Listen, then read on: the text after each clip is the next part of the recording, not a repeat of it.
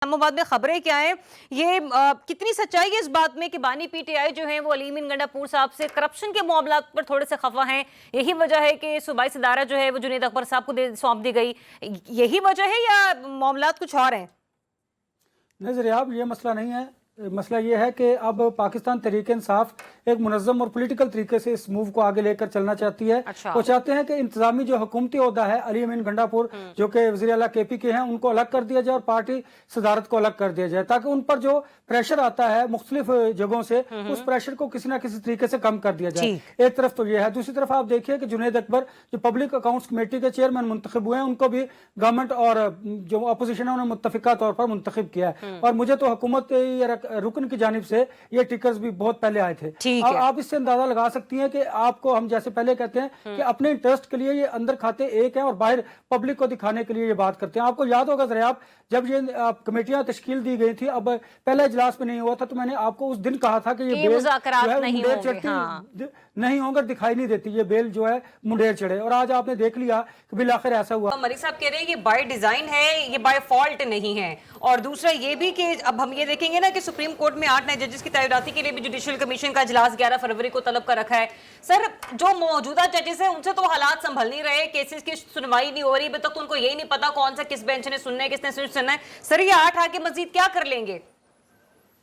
ज़रिया बहुत शुक्रिया। पहली बात तो ये है कि ये जुडिशरी में तकसीम कोई पहली मर्तबा नहीं है। पाकिस्तान बनने से लेके अगर हम आज के दिन की बात करें तो तारीख इसकी गवाह है।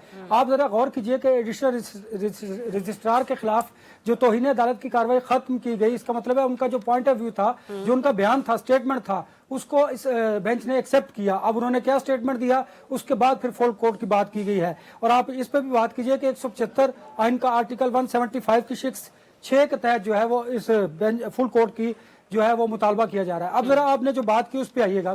देखिए, जो आपने बात की कि जो 11 फरवरी को 8 जजेस की तैनाती के हवाले से जुडिशियल कमीशन का इजलास होने जा रहा है, उससे पहले ना तो फुल कोर्ट बनेगा और ना ही ये मामला किसी तरफ बैठेगा, क्योंकि जब फुल कोर्ट बन जाएगा तो जो बात ताहिर साहब कर रहे थे ये बिल्कुल ठीक है कि शायद जो भी हुकूमत आती है, जो भी एस्टेब्लिशमेंट होती है, उस वक्त की जो रजीम होती है, उनको जो सूट करता है, वो पार्लियामान हो, वो अदलिया हो, वो मीडिया हाउसेज हो, या फिर कोई और इदारा, तो वो उसको अपने तरीके से उसको चलाते हैं। और आपने देखा ये गवर्नमेंट भी इसी तरह करती चली आ रही है। और जो 8 जजेस की मैंने बात की 11 फरवरी के हवाले से, तो आप जुडिशियल कमीशन के इजलास से पहले ना तो फुल कोर्ट बनेगा और ना ही इस केस से मुताल्लिक कोई बात होगी, क्योंकि आप देखिए कि अगर फुल कोर्ट बनना नागुज़ीर हुआ तो 8 जजेस की तैनाती के बाद, मैं इसको इम्कान ही कहूँगा क्योंकि हमें भी बच बचा के चलना है, तो फिर मुमकिन है कि हुकूमत के जो अक्सरियत है वो इस बेंचेस में हो और फुल कोर्ट में हो, फिर तो उसके बाद मुमकिन है फिर फुल कोर्ट भी बन जाएगा। एक बुनियादी सवाल ये है कि आईनी बेंच जो है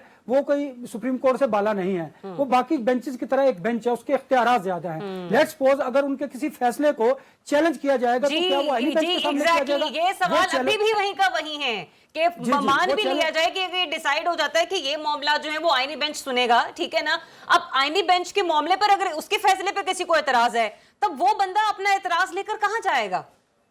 जी बिल्कुल, ये एक बुनियादी सवाल है, शायद इसे सुकम भी कह सकते हैं। 26वीं आईनी तरमीम चूंकि बहुत उजलत में मंजूर करवाई गई, देखिए फिर उस आईनी बेंच के फैसले को अगर किसी ने एक्सेप्ट किया और अगर किसी ने एक्सेप्ट ना किया, तो कोई ना कोई तो फोरम होगा जहां पर उसको चैलेंज किया जाएगा, जहां पर उसकी अपील होगी। तो मेरे ख्याल में मुझे लगता यह है कि शायद फुल कोर्ट उसको सुन पाएगा। लिहाजा फुल कोर्ट के हवाले से जब तक ये जुडिशियल कमीशन का इजलास नहीं हो जाता, जबकि मुझे लगता यह कि जुडिशियल कमीशन के इजलास के बाद 8 जजेस की तैनाती के बाद जो हम पॉलिटिसाइज इदारों की बात कर रहे हैं, तो मुझे लगता है कि उसमें हुकूमत को विन विन सिचुएशन होगी। अगर फुल कोर्ट बनता भी है तो उसमें गवर्नमेंट की अक्सरियत होगी। और आईनी अदालत के हवाले से तो आप समझती हैं कि वहां पर तो मैंने इससे बहुत पहले भी कहा था कि वहां पर हुकूमत जो चाह रही थी उन्होंने कर लिया, और वो उसके नतायज जो हैं हमें आहिस्ता आहिस्ता हमें दिखाई दे रहे हैं, हमारे सामने आ रहे हैं। लिहाजा हमें अपने इदारों को पॉलिटिसाइज होने से बचाने के लिए आइन पर अमल दरामद करना होगा। तो किससे मुख्तसर ये अनवर रज़ा साहब, किससे मुख्तसर ये कि कि जो कुछ भी फिलहाल इस वक्त अगर सिचुएशन आने वाले दिनों में डेवलप होती है, आया कि